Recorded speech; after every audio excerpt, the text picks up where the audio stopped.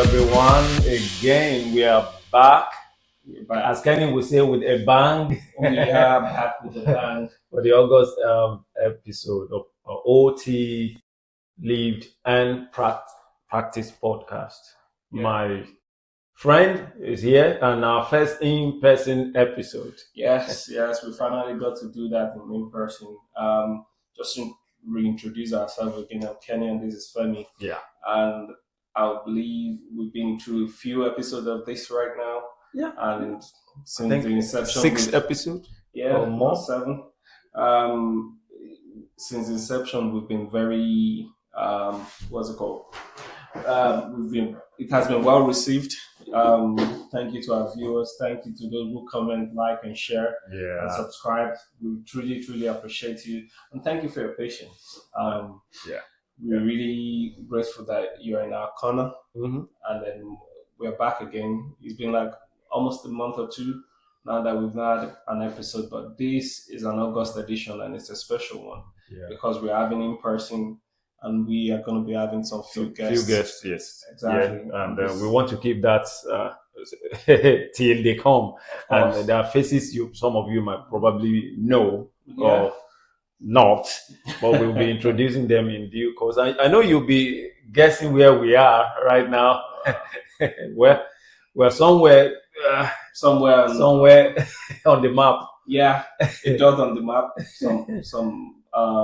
Some secret location. Don't worry, you don't have to know the location. Just thank you for joining us as we said once again. So let's dive right in. We're just gonna be talking a little bit about our experiences coming into the UK because through different episodes we've talked about how we started our OT journey as well as different stages of it, and then we've talked about how we eventually found the UK. The HCPC licensing, the whole stress, I would say, of that time when we were seeing the analog age of writing with our hands and everything. Things are much better now. It is. And then we just want to run through some events that happen after either getting licensed or even before we get licensed and we're trying to get jobs or employment abroad. And these are experiences that some of you might relate to, especially those of you that have gotten employment here in the NHS and in the UK, and how stressful it can be. So I'll start with mine. I put in my application and then I just started applying for jobs. I limited my job search to a very local area because I already had family around and I wanted to use that as an opportunity to thinking about eliminating accommodation and stuff. So I limited it to around London or using a postcode area within 5-7 miles radius. So my first interview for Band 5, I got it. That was my first ever interview. And I got employed or I got offered the job, which was great. I was ecstatic. But at the same time, I was thinking at the level I was back in Nigeria as a assistant chief occupational therapist. At that level, I'm the head of a unit of my own. Going for a Band 5 was... So I was just like, what? I need to start trying more for higher banding, like Band 6 or 7 at the time. Obviously, a bit naive for me as well. While I accepted the employment that I did, I also kept on trying to get a higher banding. And it just wasn't clicking. Majority of the feedback is just you don't have any chest experience. You don't have any chest experience. Which was fair enough at that time. It was, but it was a bit of a what's it called? A bitter pill to swallow because I had a lot of people around me or some few other people that were able to get the Band 6 role. And I'm like, why am I struggling? But obviously, I limited my scope in a way in terms of where I was searching the job. So, and in those areas, there's a bit of a higher standard attached to OT. But nevertheless, that's not to put the people that got it down.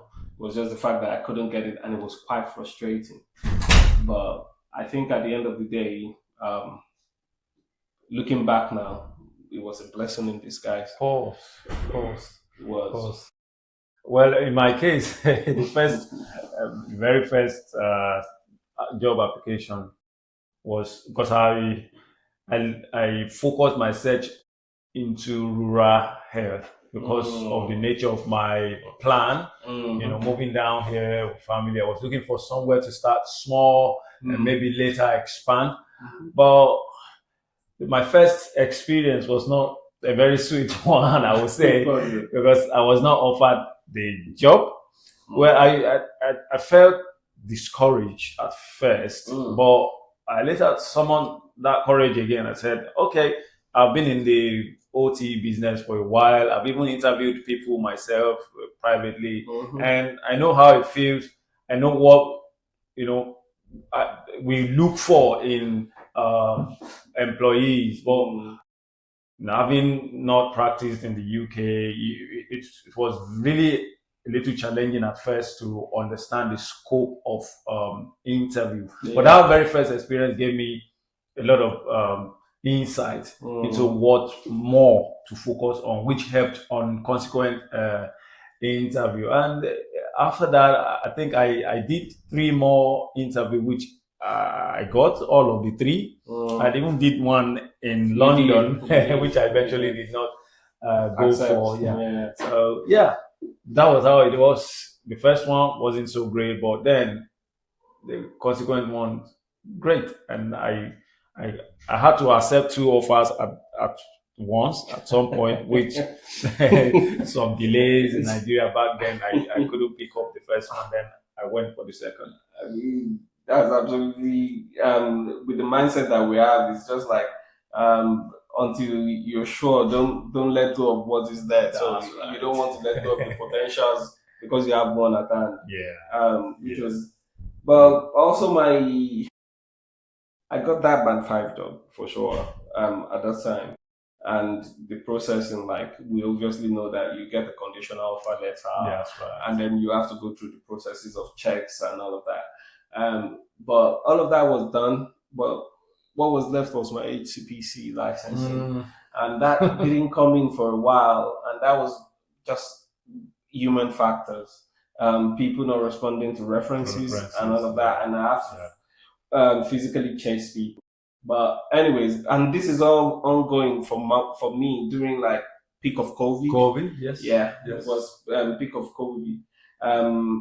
At the end of the day, I was able to get the visa, do all of the processing, and then travel all the way to the UK to London. I leveraged your experience because then I was saying, oh yeah, you guys should go ahead. Any experience you have, I'm going to have to build on that, which also helped. It did. And It did. most times people tend to want to do things alone. Yeah, I would encourage you, if you have friends that are already in the field, just use their experience. It goes a long way. When you communicate and let people know what you're going through, the struggle, and there are little way of advising or whatever experience they've had would help you. No man is an island. I mean, obviously, for myself as well, I had to consult with people that left before. And obviously, half of the time when they're talking or trying to help you prepare for interviews, they mention these things because they are in the system in the NHS. But I couldn't relate. My mind couldn't just conceptualize or imagine it to not even translate to interviews and be able to talk about if I knew things like that or not. But when I came in November, it was thick of winter. I've never had the experience of a winter period before. I've never even obviously we've been to India, but there was no winter in India. We had rains like monsoon and all, but not winter. And I came in and I was this jacket. Thank goodness my brother had to bring me a jacket at the airport. If not, I probably would have frozen on the first time. Seriously, it was that bad. Came in, stayed with my uncle, who have been of great help. And it was just not getting to work. But at that time, I couldn't just start work immediately. You have to have a COVID test. Yes. Remember, you came in the thick Think of of COVID. So you have to have a negative on your arrival. You have to do a negative a test. You would have booked it and paid for it, I think, during that time. And also your resident permit don't come quickly as they do now. Nowadays, there's no even resident permit anymore. You just have to have an e-visa, and then you do it online, and you have the right to work. So all of that was a bit frustrating for me, because just sitting at home trying to get this COVID test, and it's not something that was instant. Even when you do it, you have to do a video of you doing the instant one. Did they do any isolation? Number of days. Yeah, until you get a negative test, you have to stay isolated at the time. Yeah, and then, that stopped when I came. Yeah, I did. It was just, and then I resumed work, but it's not how I thought. It wasn't how I thought it was going to be that it was. I don't even know what mindset I was coming with, but resumed work the first day. The shock that I had was the fact that it was computers everywhere. Yeah. You had to.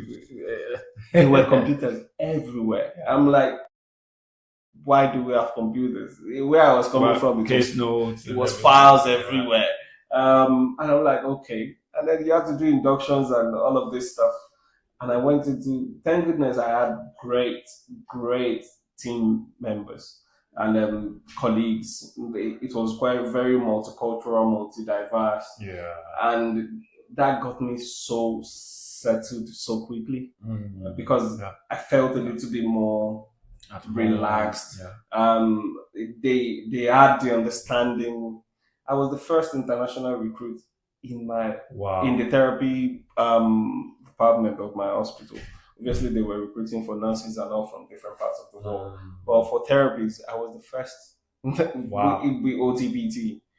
And then, so I was like, obviously, there wasn't that much established programs for international recruit, or even the understanding of what they can or can't do, what is expected of them, and how different the culture and the practice was. Yeah. So it was something.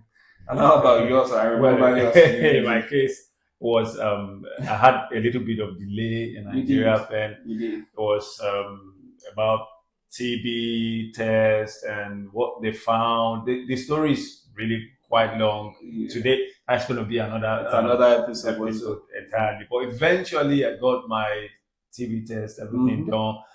As I said, I had two offers, which the first one I couldn't go for it because of the little delay, and then the second one came. They were very patient. I mean, the recruitment team, they kept in touch with me all through the period, and it was really, really encouraging to have been an employee of this organization that I'm still with, the NHS Trust. So all through, they kept saying, "Don't worry, just take your time, have everything done, get all the paperwork you need to get, and we're here to help anytime. If you send email in the middle of the night, before you know it, the next day they are responding." And that was an amazing experience. And I got here in March of 2023, and it was still in winter, because the following day, a day after I came, it snowed. Yeah, people were screaming and we're like, wow. And you really get snows. In the last 3, 4, 5 years, they've not had anything like that. I mean, someone even encouraged me, go out, though. This is blessing. Maybe this is because of you. And I got one fairly used, what's it called? For Kadamba. Winter jacket. And it was looking like practically for nothing. Oh my God, when I got into I saw some of the videos a few days ago when I got into the service apartment. Was it service apartment? One of the rooms that I was given was they made accommodation available for 2 months for me. Free for 2 months, which was really great. And They even did a little shopping. They sent me a voucher to choose some of the things that I needed for my immediate settling in. I picked some of those things on Tesco, and good enough. I was picked at the airport, drove me down like over 2 hours to my station, and I settled in. Saw all. I mean, I was surprised. The welcoming, my goodness, was really good. Yeah. I mean, someone even took my bag from downstairs to the room upstairs. I was like, wow, this is lovely. So I received a massive support when I uh, arrived UK. And good enough, I had some of my colleagues from Nigeria who had We're already working. were working there. So that's good. they tour. Even before I started working, they took me around, showed me to different unit department and everything. And good enough, some of the staff, my site lead back then, they donated some of the things that I needed for immediate settling in, which was really great. And yeah, it was really a very good experience to start with. That's good. Yeah.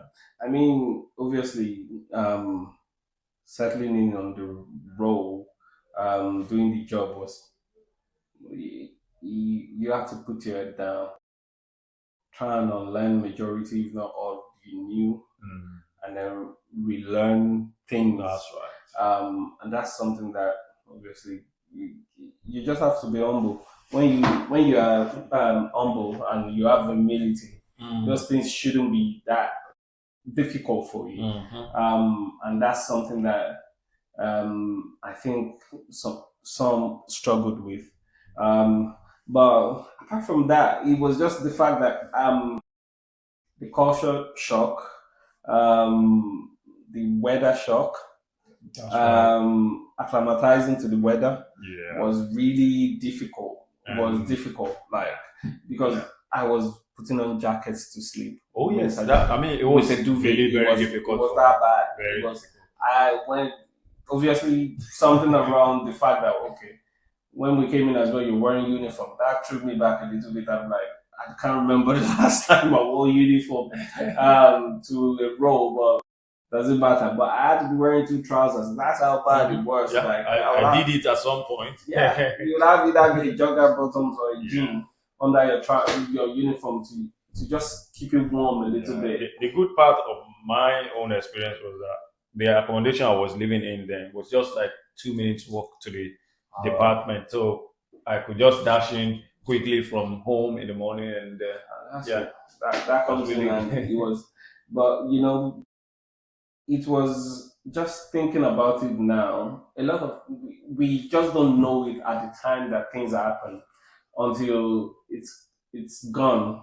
That's We right. now realize what God was trying to do, or probably show His um, mighty power around, That's right. and then just to make you realize that you're just human, and He knows why He's directing your step the way He's doing. That's right. And I think that was what happened to me, in the sense that it didn't take too long before I stepped up to a six in a different course. And then that was just smooth sailing throughout for like a year, and then I stepped up to a seven after that, and then it was just great That's it. throughout that time, and now it's just being at the level that I am right now as a site lead. That's right. Of OT is It's, just it's a massive, massive. yes, exactly. For someone that was struggling to get band six at the level that I was back home in Nigeria, to doing this in this short amount of time that we have it, it's just nothing short of miracle. Sure. And it's just being grateful and thankful for the journey so far, because I'm sure if you mention how far we've gone in the space of over 3 years, people will be like, "Are you serious?" Yeah. I mean, 3 years. Oh my, you've done so great for yourself, and I can boldly say I've done really well. Of course. With God behind the whole thing, making it possible. Because at the initial time, I was scared. I was I must say. I was scared, like, okay, how am I going to navigate through all the structure, new learning, especially starting with e-learning, when you have to go through loads of e-learning. And yeah, eventually the first 2 months I hit 90% in the e-learning. That's why that I'm not really dedicating specific time, but they will encourage my um, team lead to say, no, you need maybe 1 hour, you just go ahead and continue, because you need all of that knowledge to get yourself started on the job. And yeah, which we did, and now here we are. To not go too far on this, I'll not bore you yeah, to death with our experiences. yeah. We just know that obviously there are people out there that might be struggling in one way or another. That's right.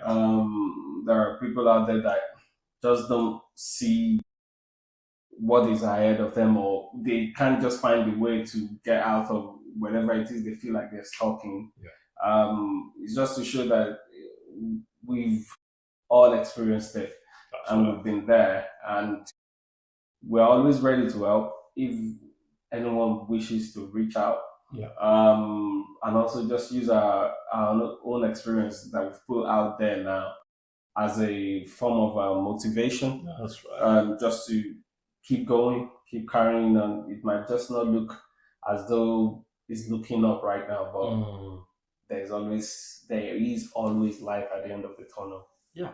So I think with this, we say thank you for watching this episode. Yeah. And don't worry, before we leave this location, we're bringing in our guests. Not just one, not even two. It's like it's Yeah. So until then, see you guys. Bye. Bye.